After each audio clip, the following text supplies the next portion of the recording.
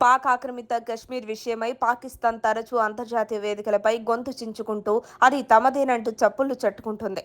ఈ దృశ్యాన్ని చూస్తే పీఓకేపై పాకిస్తాన్కు ఎంతో ప్రేమ ఉందేమో అన్న భ్రమ కలగొచ్చు. కానీ నిజం అలాంటిది కాదు. పీఓకే పట్ల పాక్ చూపే ప్రేమ కేవలం నటన మాత్రమే.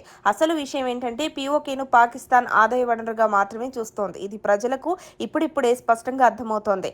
గిల్గిట్ బాల్టిస్తాన్ ప్రాంతంలో తాజాగా చోటు చేసుకుంటున్న పరిణామాలు, అక్కడి ప్రజల నిరసనలు, చైనా భాగస్వామ్యంతో తీసుకున్న మార్పులు, all these reveal the truth. పీఓకేను పాకిస్తాన్ ఎలా వాణిజ్య ప్రయోజనాల కోసం వాడుకుంటుందనే విషయాన్ని అవి బయటపెడుతున్నాయి. ఇటీవల పీఓకేలోని గిల్గిట్ బాల్టిస్తాన్ అసెంబ్లీలో ఒక కీలక బిల్లును ప్రవేశపెట్టారు. దీని ప్రకారం చైనా కంపెనీలకు అక్కడి ఖనిజ వనరులైన బంగారం, యురేనియం, రాగి, ఇతర ఖనిజాలను తవ్వే హక్కు ఇచ్చే లీజులు మంజూరు చేస్తారు. ఇది చైనా పాకిస్తాన్ ఆర్థిక కారిడార్ భాగంగా చేపట్టిన ప్రయత్నం. ఈ బిల్లుతో చైనా పెట్టుబడులు సులభతరం అవుతాయని, పాక్ ఆర్థిక సంక్షోభం నుంచి బయటపడుతుందని భావిస్తున్నారు. ఈ ప్రాంతంలోని ప్రజలు ఈ బిల్లును తీవ్రంగా వ్యతిరేకిస్తున్నారు. వారు తాము నివసించే భూములు, పర్వతాలు, నీటి వనరులు, ఖనిజాలను చైనా కంపెనీలకు ఎలా అప్పగించవచ్చని ప్రశ్నిస్తున్నారు. వారు ఏమాత్రం అంగీకారం చెప్పకుండానే ఈ నిర్ణయాలు తీసుకోవడాన్ని తీవ్రంగా వ్యతిరేకిస్తున్నారు. నిరసనలు పెరిగిపోతుండటంతో పాక్ ఆర్మీ కఠినంగా వ్యవహరిస్తోంది. పలువురిని అరెస్ట్ చేశారు. నిరసనల్ని అణిచివేస్తున్నారు. చైనా మైనింగ్ కార్యకలాపాలు పర్వతాలపై ఆధారపడి ఉండే వ్యవసాయం, టూరిజంకు తీవ్ర నష్టాన్ని కలిగిస్తున్నాయి. గనుల తవ్వకాలు నీటి వనరుల్ని కలుషితం చేస్తున్నాయంటున్నారు. దీంతో ప్రజల జీవనోపాధి ప్రమాదంలో పడుతోంది. అయితే పాక్ ప్రభుత్వం ఈ విషయం పట్ల చిన్నచూపుతో వ్యవహరిస్తోంది. పీఓకే అంటే భారత్కు గల గాఢమైన భావోద్వేగం ప్రత్యేకమైంది. ఇది కేవలం భూభాగం కాదు, అది భారతదేశ చరిత్రలో, సంస్కృతిలో ఒక భాగం. అంతేకాదు అంతర్జాతీయంగా కూడా ఈ ప్రాంతం భారత్కు చెందిందని స్పష్టమైన అభిప్రాయాలు ఉన్నా పాక్ మాత్రం దీన్ని వాణిజ్య వనరుగా మార్చేందుకు ప్రయత్నిస్తోంది. పీఓకేపై పాకిస్తాన్ ప్రేమ కాదు, లాభం మాత్రమే.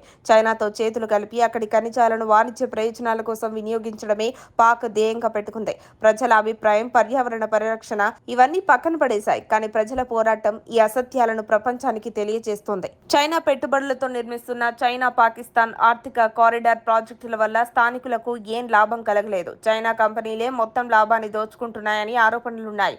ఈ పరిణామాలు చూపిస్తున్న విషయం ఏంటంటే పీఓకే పాక్ ప్రేమలేని ప్రదేశం. అది కేవలం వనరుల వనరే. పీఓకేలోని వ్యూహాత్మక ప్రాంతం గిల్గిట్ బాల్టిస్తాన్ భారతదేశానికి ఎప్పటికైనా కలవాల్సిందే అన్న అభిప్రాయం బలంగా వినిపిస్తోంది.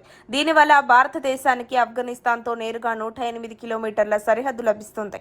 ప్రస్తుతం ఈ మార్గం పీఓకేలో ఉండటంతో పాక్ దీనిని లాభంగా మార్చుకుంది. కానీ ఇది భారత్ కంట్రోల్లోకి వస్తే పరిస్థితి పూర్తిగా తారుమారవుతుంది. ఈ మార్గం ద్వారా భారత్ నేరుగా ఆఫ్ఘాన్, ఇరాన్, అరేబియన్ సముద్ర తీరంలోని ఓడరేవులకు చేరవచ్చు. ఇది వ్యాపారం, రవాణా, భద్రత పరంగా దేశానికి అమూల్యమైన అవకాశాలు అందిస్తుంది. అంతేకాదు పాక్, చైనా మధ్య ఉన్న నేరుగా కనెక్షన్ కూడా తెగిపోతుంది. పీఓకే భారత్లో కలిసిపోయిన రోజు నుంచే పాక్ గొప్ప నష్టం కలుగుతుంది.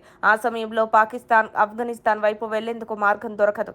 అలాగే చైనా కూడా ఇక పాక్కి సులభంగా చేరలేదు. మధ్యలో భారత్ కూర్చుంటుంది. చైనా ఆర్మీ పాక్కు సాయం చేయాలన్న ఆకాశంలో భారత వాయుసేన, సముద్రంలో భారత నౌకాదళం అడ్డుగా నిలుస్తాయి. అప్పుడు చైనా చుట్టూ వచ్చి పాక్కి చేరాల్సిందే. ఇది వ్యూహాత్మకంగా ఎంతో జటిలమైన మార్గం. గిల్గిట్ బాల్టిస్తాన్ భారతదేశ జమ్మూ కాశ్మీర్లో భాగమని భారత్ ఇప్పటికీ స్పష్టంగా చెబుతోంది. ఈ ప్రాంతం గుండా వెళ్తున్న చైనా పాక్ కారిడార్ అక్రమమని భారత్ వాదిస్తోంది. పీఓకే భారత్లో విలీనమైతే ఒక్క అడుగుతోనే చైనా పాక్ లింకును ఛేదించొచ్చు. అంతేకాదు రెండు దేశాలకు వ్యూహాత్మకంగా కట్టడి విధించొచ్చు. ఈ మొత్తం కథనంలోని నిజం ఏంటంటే పీఓకే కేవలం భూభాగం కాదు, అది పాక్కు ఆర్థికంగా, వ్యూహాత్మకంగా లైఫ్ లైన్. కానీ అదే మన దేశానికి వస్తే పాక్ చాప్టర్ మూసేసినట్టే. చైనా ప్రయోజనాలకు అదే రోజున చెక్ వేసేయవచ్చు. అందుకే పీఓకేను సాధించాలన్న భారత ఆశయం కేవలం భావోద్వేగం మాత్రమే కాదు, దేశ భద్రత, ఆర్థిక అభివృద్ధికి కూడా కీలకమైన అంశం. మరిన్ని అప్డేట్స్ కోసం మా కాయ్ టీవీని సబ్స్క్రైబ్ చేసుకోండి.